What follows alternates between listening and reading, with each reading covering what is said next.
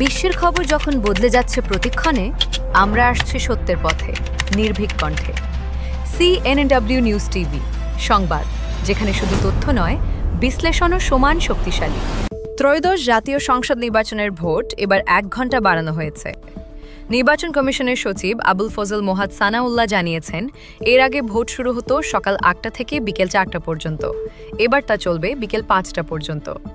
সংসদ নির্বাচন ও গণভোটের তফসিল এই সপ্তাহে ঘোষণা করা হবে।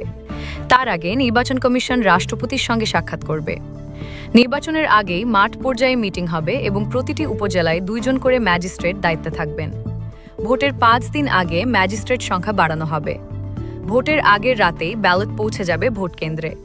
প্রিজাইডিং, সহকারী প্রিজাইডিং এবং পোলিং অফিসারের দায়িত্বে থাকবেন সরকারি, আধা সরকারি ও সরকারি ব্যাংকের কর্মকর্তারা। বেসরকারি ব্যাংকের কর্মকর্তাদের এখন ভোটের কাজে নিযুক্ত করা হবে না। এইবারের নির্বাচন শান্তিপূর্ণ ও সফলভাবে সম্পন্ন করার জন্য ইসি সব প্রস্তুতি গ্রহণ করেছে। ভোটারদের মনে রাখার বিষয়, ভোটের সময় পরিবর্তন হয়েছে, তাই সময়মতো ভোট কেন্দ্রে পৌঁছানো জরুরি।